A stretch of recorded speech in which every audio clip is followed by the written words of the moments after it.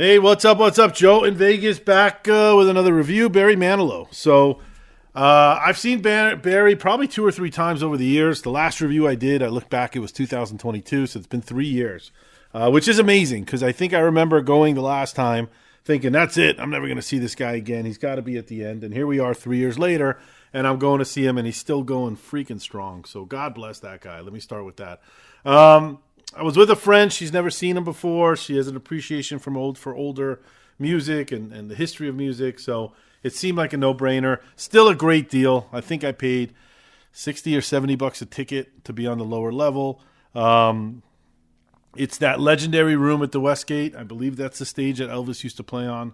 I'm sure they remodeled it a couple times, but that is sacred ground when it comes to the history of music and stuff like that. And to have another legend like Barry, it just feels special. It's not just about Barry. It's about, you feel like you're in this special room of music history.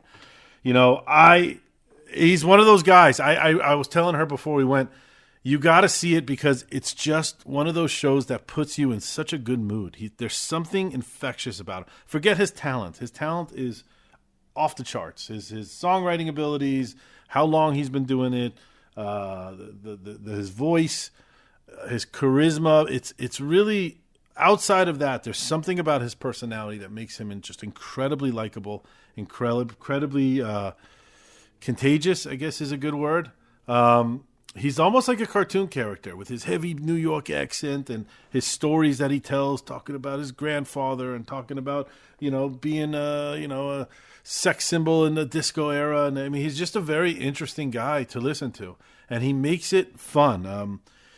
Obviously the crowd is older. I have a very large range of taste in music, and we went to 2 shows last night. We started the night at Barry Manilow, and we ended the night at a heavy metal Papa Roach show at the MGM. So I love it all. I'll go see anything. I have an appreciation for music. I'm not pigeonholed in anything. So I have no problem telling my friends, I'm going to Barry Manilow, and you guys are idiots not to go because it's an incredible show. What I love is that the crowd is older, and I said it, I think, in my last review, and it was, reminded me last night of it. They do such a brilliant thing. Obviously the crowd's older. They can't stand. They can't dance as much as they used to. And what they do is they put little glow sticks in every seat. So everybody's got a glow stick. And something happens when the lights go out. If you're a 90-year-old and you can barely move and can barely stand and it's hard to get up and down, if you could just sit in your seat and shake a glow stick up and down, which most people can do, it brings the crowd to life. You look around the crowd and it's pitch dark, but you see all this movement with the glow sticks. It makes this crowd fun and feel alive, even though if you flip the lights on in 1 second, 95% of the crowd will be sitting down and not even moving. But when the lights are off, it brings it to life and it brings this energy. But Barry brings it all to the stage. I'm going to go through the set list now because he really plays everything you want him to play. It's a Miracle, I'm Your Man, Somewhere in the Night, Daybreak, and then this classic, Looks Like We Made It, which is like classic Barry Manilow. And then Can't Smile Without You is just this happy-go-lucky vibe. This one's for you. He tells a story about his grandfather and how his grandfather, took him to New York and got him really, interested in music. He wrote the lead song to American Bandstand, so they did that, the Bandstand Boogie, Even Now. Then he talks about his past and growing up in New York and whatever, and the music he used to listen to. And he starts talking about, Beatles, and he goes into Frankie Valli, and then he goes into a cover of Can't Take My Eyes Off of You, which I think is one of the best songs ever written. I love that song. That song doesn't pump you up. I don't know what does. And he does a great version of it. Weekend in New England, another monster song by him. Then he goes a little bit into his past, and he talks about some of the jingles that he wrote.